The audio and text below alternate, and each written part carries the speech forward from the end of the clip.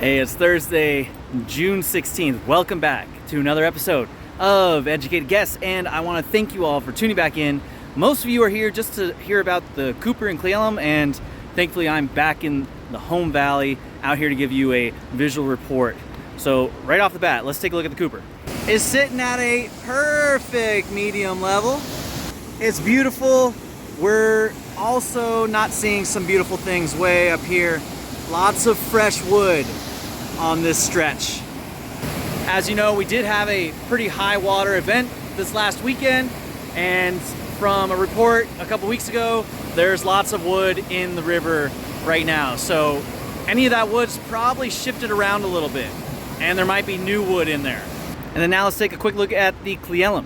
So for your Cle Elum update, we're sitting at kind of the medium low side for today, but it's obvious that we just came off a pretty high water event because we have debris in the river that is fairly fresh, and you can kind of see scouring along the banks as I was walking down the trail here. So be mindful that wood has shifted significantly. So if you're looking for any information beyond those two rivers, then stick around. Otherwise, that's most of the pertinent information I got for you. But I do thank everybody that sticks around in these videos and watches them and appreciates any other information I can give. Speaking of some, our snowpack. What's going on here? You can see some snow way up there. That's usually gone by this time of the year. So that's like our 600% right there, is just the fact that we haven't melted out yet. We had an awesome high water weekend. I was over in the Wenatchee Valley the whole time, enjoying 16 grand, hanging out at Turkey Shoot for hours, pretty much getting off the river at dark every day, and living it up. So we're done with that. It didn't get up to 20,000 like some of us thought, but that's okay. This is great. We still have a good snowpack. It is a percent of the average, so it's not like 600% means that we have a ton of snow left. It's just we usually don't have much, and here we are with still a good amount. I want to guess that for a lot of these rivers, they're going to go up again. And for something like the Cooper that I'm standing at, where it's at a perfect medium right now, it might just stay right here because our forecast is looking kind of mellow.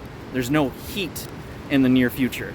So we might be just kind of trickling half faucet, like I said a couple weeks ago, which would be amazing because I know for certain, at least the best educated guess, that we are going to get some heat eventually, and we're going to get these rivers to bump up again.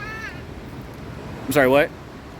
We're going to get these rivers to bump up again. It might be that this keeps trickling down for a while, and then we get that heat and it bumps back up to runnable flows. That might be the case, especially for the Cle Elum, which is typically out first, and then other rivers around the state.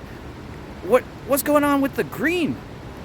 Has anybody been enjoying the 2 solid months of boatable flows on the Green River Gorge? It's insane.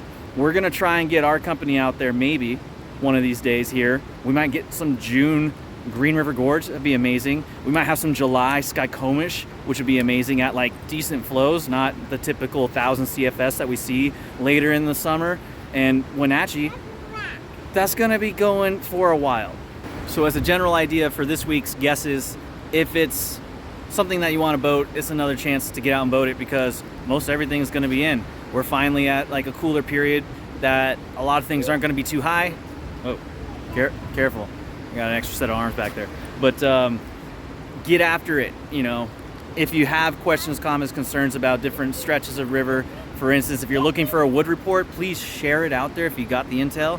I'm going to try and get intel if I can and share it. But, watch those pages and everything out there to see, and always be on your toes when you're going around each corner and into each rapid because things are crazy, at least here in Central Washington. Lots of wood. Beyond that, we're going to try something here a little new for Wildwater. We want to show appreciation for our guides and their eagerness to get after it. And we're going to do something that we're going to just call Hit of the Week. Hit of the Week. And we got 3 photos that we're going to share from the past week.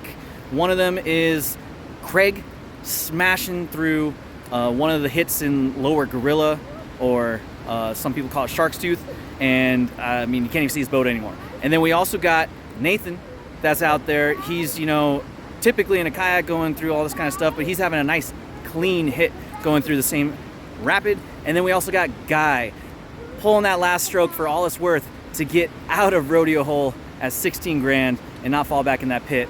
And so if you have an opinion on which one is the hit of the week, then drop that down in the comments below, or check out our Instagram where we'll have a poll, or even our Facebook where we'll have another spot. But yeah, we're just gonna kind of get that going here as another thing for Wild Water. And if you got any questions, comments, concerns, feel free to hit us up in any means necessary, and we're going to see you next time. Till then, take it easy.